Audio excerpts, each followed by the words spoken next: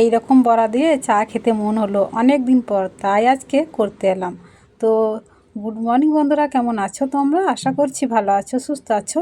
চুমকি Hazra blog চ্যানেলে তোমাদের সবাইকে স্বাগত। আর আমিও ভালো আছি।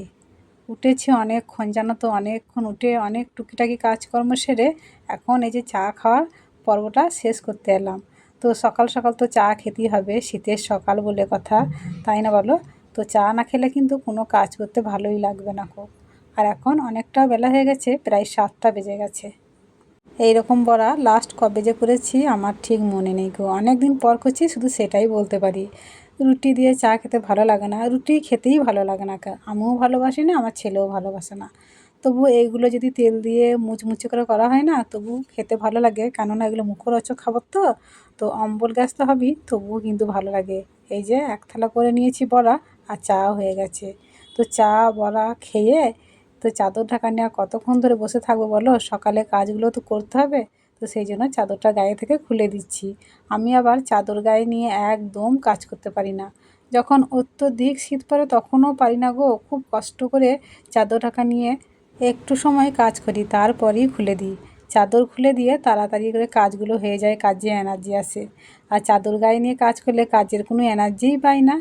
দেখো আজকে নিরামিষে খাবো, তাই হাঁড়ি মাছ দিয়ে চলে এলাম। আর ওইদিকে মেজমাটা ছাদে কাপড় মিলছে, তাই বলছে আমাকেও একটু ভিডিও কর, তাই একটু ভিডিও করা হলো। ওই মেজমাটা সব কাজ হয়ে গেছে, কিন্তু আমার এখনও পর্যন্ত কোনো কাজ হয়নি। ওই যে বড়া করতে গেলাম, চা খেতে খেতেই অনেকটা বেলা হয়ে গেল যে, তো সেই জন্য এখনও পর্যন্ত কোনো কাজই হয়নি। আর আজকে নিরামিষ খাবো, আজকে আমার অনেক কাজ। আজ কিন্তু তবুও আমি সকালবেলাতে উঠি অনেক কাজ করে নিয়েছিলাম। গ্যাসটাকে ভালো করে মুছেছিলাম, তো ঝাঁট দিয়েছিলাম, কটা ধোয়া বাসন ছিল সেগুলোকে আবার ধুয়েছিলাম, সব পরিষ্কার পরিচ্ছন্ন করে তবে আর কি চা করে চা খেলাম। তো আজকে যেদিন নিরামিষ খাবো সেদিন তো কত কাজ থাকে বলো তো। অন্য অন্য দিনের তুলনায় আজকে দিনটা যেন বেশি কাজ হয়। তো সেই জন্য তো হাত পা গুটিয়ে বসেছিলাম না, দেখো তাও কত বেলা হয়ে গেল। আর এখন আমি ঘরটাকে ন্যাতা দিতে এলাম। ঘরে সংসারে যেন একটু শান্তি বজায় থাকে, শান্তি বজায় রাখার জন্য সপ্তাহে এই একটা দিন আমি নিরামিষ বার করি, নিরামিষ খাওয়ার চেষ্টা করি, যেন একটু ভালো থাকি, ভালো সবাই থাকে। সেই জন্য আর কি, মানে আমি খুব শান্তি প্রিয় মানুষ বাপু। মানে আলু সিদ্ধ ভাত খাবো, শাক ভাত খাবো, যেমন জুটবে তেমন খাবো, কিন্তু যেন একটু শান্তি পাই, একটু শান্তি থাকে ঘরে। মানে আমি এমনটাই চাই, অশান্তি মোটেও পছন্দ করি না। আর অশান্তি থেকে আমি সব সময় দূরে থাকতে পছন্দ করি। কিন্তু তাই বলে কি হবে? কপালে যেটা আছে সেটাই তো হবেই, তাই না? আমি মানুষটা হয়তো অশান্তি পছন্দ করি না, কিন্তু আমার ভাগ্যে যেটা লেখা হয়ে গেছে সেটা তো হবেই, তাই না? হাজারো চেষ্টা করলেও সেটা আমি বদলাতে পারবো না। তবু আমি আপ্রাণ চেষ্টা করি, একজন গৃহিণী হওয়ার সুবাদে, একজন মা হওয়ার সুবাদে আমি আপ্রাণ চেষ্টা করি যেন একটু ভালো থাকে সবাই, আমি একটু ভালো থাকতে পারি। সবাই ভালো থাকবে তবেই তো আমি ভালো থাকবো, তাই না? একা একা তো আর ভালো থাকা যায় না। এই কাজ করতে করতেই অনেকটা বেলা হয়ে গেল। আর কাজ করতে গেলে না, তখন দেখবে আর শীত থাকে না, শীত লাগে না গো, শীত থাকলেও হয়তো শীত লাগে না। কটা জামা প্যান্ট ছিল ছেলেটার, তো সব কেচে মেলে দিলাম। কলতলাতে সব বাসনগুলো ধোয়া হয়ে গেল, কাচা হয়ে গেল, কলতলার মধ্যে সব কাজই হয়ে গেল। এখন কলতলাটা ধুয়ে দিলেই হয়ে যাবে। তবে আজকে আর উঠোনটাকে ধুইনি গো। তো প্রায় প্রায় দিনই তো ধুয়ে দিই, আজকে আর ধুইনি, আজকে ভালো আছে, পরিষ্কার আছে বলে আজকে আর উঠোনটা ধুবো না গো। যে কটা ভিডিও করতে পারলাম কাজের করলাম। তো আরও তাছাড়া অনেকগুলো কাজ করেছি, সেই সব কোনো কিছুর ভিডিও আর করা হয়নি গো। আর কলতলার মধ্যে দেখো কত সুন্দর ঝলমলে রোদ্দুর চলে এসেছে। তো এই আর কি, রোদটা আসছে, এরপর উঠোন পিড়ে সব ভর্তি হয়ে যাবে, রোদে ভর্তি হয়ে যাবে। মানে এখনও দুপুরবেলায় রোদটা নেওয়া যাচ্ছে না, মানে খুব গরম লাগছে তখন কি।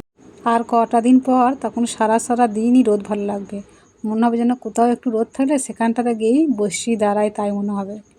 ঝলমলে আকাশ আর মৃদুমন্দ বাতাস আমার খুব ভালো লাগে। তাই বলে এই শীতের সময় মৃদুমন্দ বাতাস ভালো লাগে না? তো এখন তো বাতাস দিলেই তো গা হাত ফাটবে, তাই না? আর বেশিরভাগ দিনই শীতকালেতেই এরকম বাতাসটা বয়।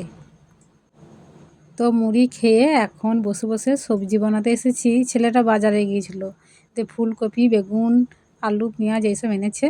তো বসে বসে এখন বনিয়ে নিচ্ছি, এখনও কিন্তু রান্না বসাইনি, তবে বসাবো একটু পর। তো এখন সময় পেলাম, তো সেই জন্য বসে বসে তরকারিটা কেটে রেখে দিই, কী রান্না হবে।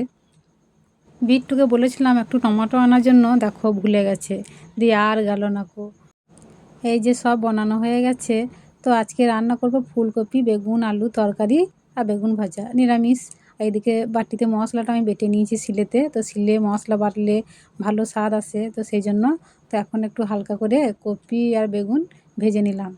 দিয়ে এই যে এখন ভেজে রাখা সবজিটাকে দিয়ে দিচ্ছি তরকারির মধ্যে। তো আমি আবার যে কোনো তরকারিতে সবজি দিলে সবজিগুলোকে একটু ভেজে না নিলে আমি খেতে পারি না কো, মানে একসঙ্গে সব ঘ্যাঁট করে আমি রান্না করে খেতে পারি না কো, একদম ভালো লাগে না কো। এই যে তরকারিটা আমার হয়েই গেছে। তো শীতকালেতে এই একটা সুখ সুবিধা আছে যে সবজি টবজি পাওয়া যায়, কি রান্না করব সেটা আর ভাবতে হয় না বলো। আর যাই রান্না করি না কেন, যেমনই রান্না করি না কেন, কিন্তু খেতে খুব ভালো হয়। আবার বাসি থাকলেও একটু নষ্ট হয় না কো, তারপর দিনেও দিব্যি খাওয়া হয়। তো একটু আর কি ফেলতে যায় না কো। আর এখন এই যে বেগুনগুলো ভেজে নিচ্ছি সন্ধে দিয়ে এখন বসে বসে রুটি করতে এলাম। কিসের রুটি করছি দেখো, কড়াইয়েতে। মানে তাওয়াটা ভেঙে গেছে, মাটির তাওয়া ভেঙে গেছে, দিয়ে কড়াইয়েতে রুটি করতে এলাম। তো রুটিগুলো কিন্তু ভালোই হচ্ছে দেখো, খুব যে পুড়ে যাচ্ছে বা খারাপ হচ্ছে তা কিন্তু না, ভালোই হচ্ছে। আর আমি বসে বসে করছি তো, মানে তড়ি ঘড়ি করে উল্টে পাল্টে দিচ্ছি, তো ভালোই হচ্ছে আর কি। তো রুটি খেতে তো আমি একদমই পছন্দ করি না, কিন্তু আমার শাশুড়ি খায়। তো ও রাত্রে আর কি ভাত খায় না, রুটি খায়। তবে প্রতিদিন কিন্তু রুটি খায় না, মুড়িই খায়, মাঝে মাঝে রুটি খায়। তো সেই জন্য করতে এলাম। আগে কত খড় দিয়ে খড় পুড়িয়ে রুটি করেছি, কিন্তু এখন তো বাড়িতে সেরকম উনুন নেই, সেগুলা করতে পারি না কো, সব কিছুই গ্যাসেতেই করতে হয়। তো বন্ধুরা, আজকের ভিডিওটা এই পর্যন্তই। দেখা হচ্ছে আগামী পর্বে। সবাই সুস্থ থাকো, ভালো থাকো, টাটা।